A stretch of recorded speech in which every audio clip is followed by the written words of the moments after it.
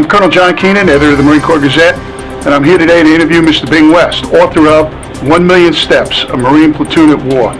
I think you'll find the book to be absolutely a riveting account of Marines on the ground and in combat. So, let's switch right over to the interview with Mr. West. Bing, I've read the book, and it is, in my mind, the closest you can get to being in combat with a Marine platoon without getting shot at personally. And can you tell us a little bit about the platoon and your feelings as you wrote the book and as you look back on it now? Well, when I was in Vietnam as a platoon commander, I had been way out in the village with a combined action platoon, and we had seen a lot of small unit combat out there. And then afterward, in Iraq in 2004, I was with a lieutenant colonel by the name of Paul Kennedy, who had a battalion in Ramadi, where I think they had about 35 killed at the same time Fallujah was going down. And Paul had learned a lot of lessons from that, and when he went to Afghanistan and was the colonel in charge of the regiment in southern Helmand, he sent me an email one day and he said, "I have something I want you to take a look at." And by that time I had written several books and been to Afghanistan about 8 times. I went down to see Paul, and he drove me up to Battalion 3-5, where the lieutenant colonel was Jason Morris, and they were locked in a death struggle in a district called Sangin that the British unfortunately hadn't been able to control. And Jason Morris said to me, "You really want to see what this combat's like? I'll show you." And with that, they dropped me out in the middle of nowhere in the green zone at this small, there was just a farm. And these Marines that were out there, one platoon, the 3rd platoon of Kilo Company 3-5, they were living in caves that had been hacked out of the walls, all by themselves. They had a few strands of concertina, and that was about it, 51 of them. And every day they were going out into the green zone, which looked identical, John, to Vietnam. There were no differences between the green zone and Vietnam.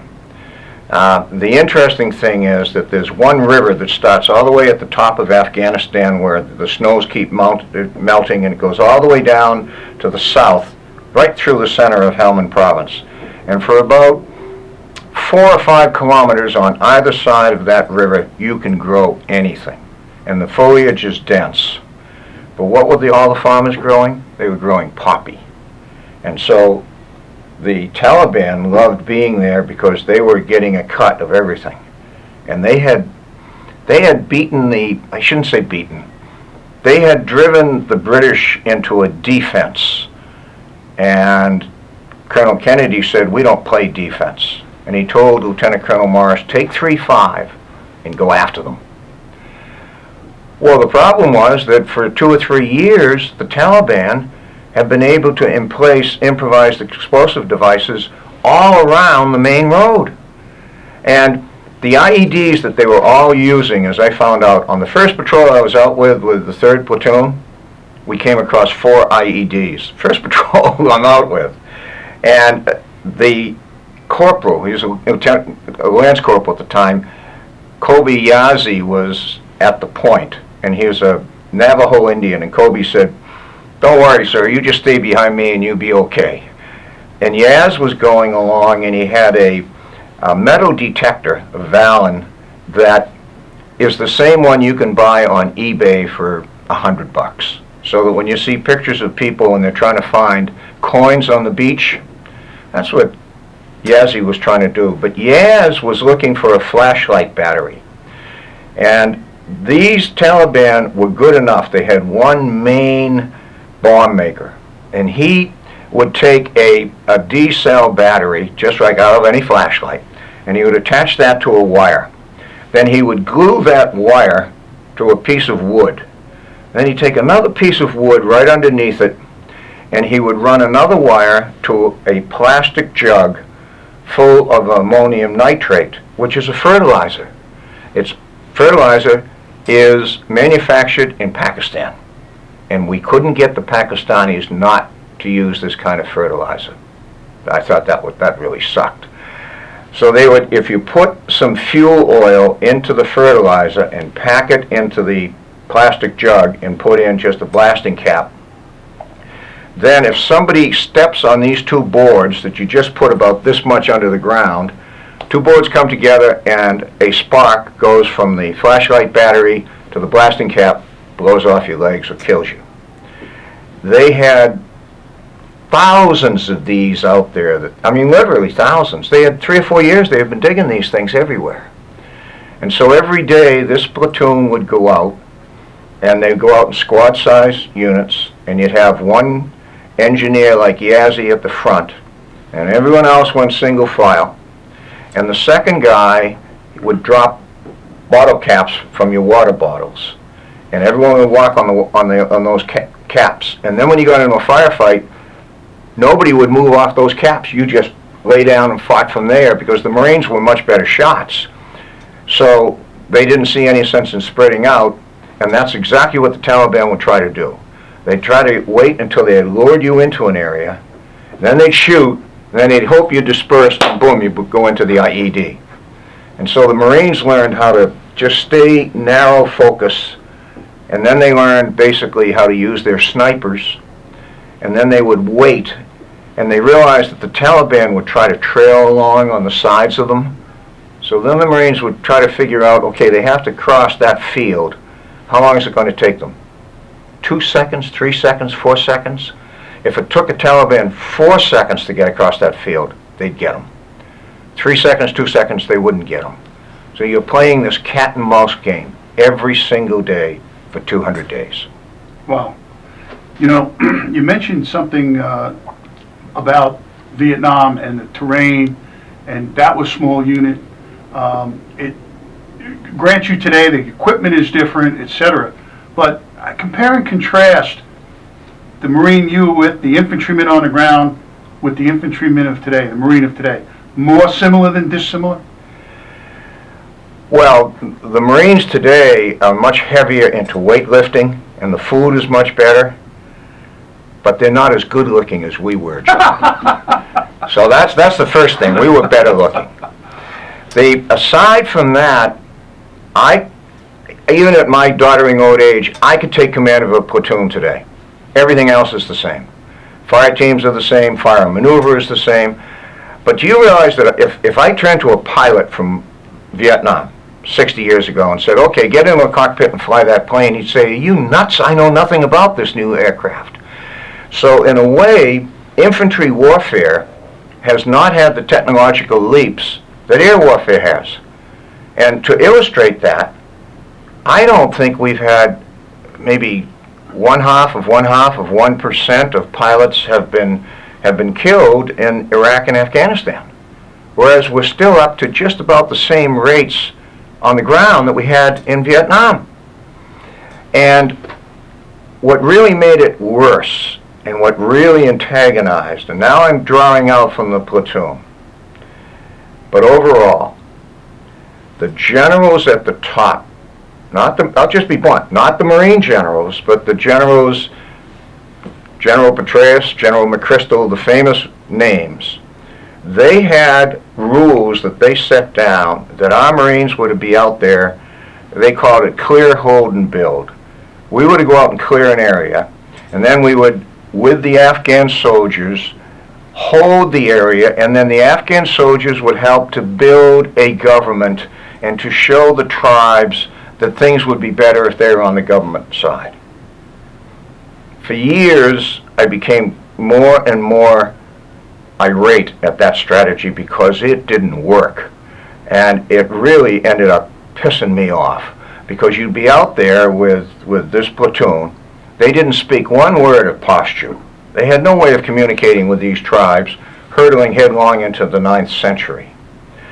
Compared to Vietnam, John, when I was in Vietnam with my combined action platoon, we would play a cat and mouse game with the Viet Cong by moving around the village at night, and we'd move into different houses, and they never knew where we were. So when they tried to get in there, they didn't know where we were. And it didn't take us long before we had the village. They were the outsiders. 5,000 Vietnamese.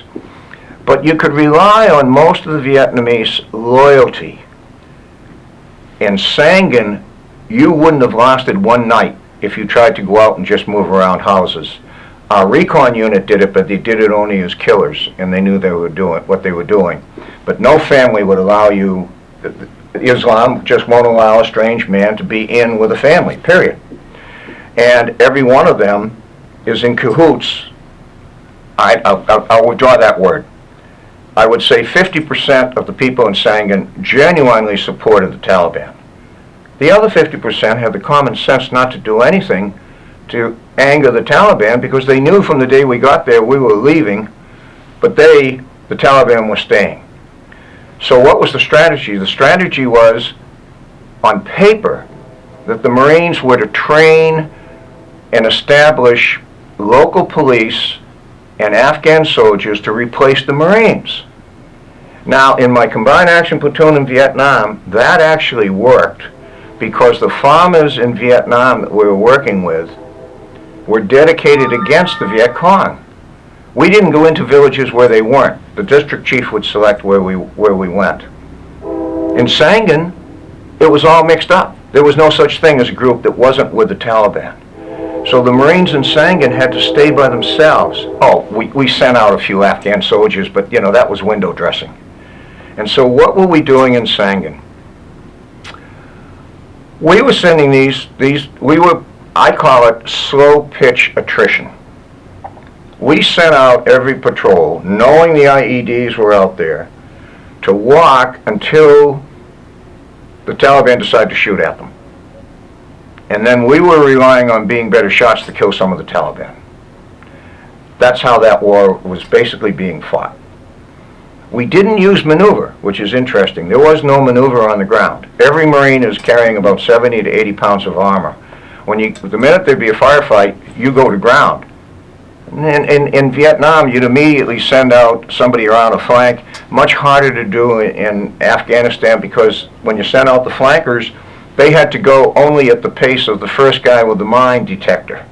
So you're flanking at a speed of 1 mile an hour. So then you have the question, well, how do I win this kind of fight? Well, you have to be able to use your indirect fire weapons. That's what I was going to ask you. Okay.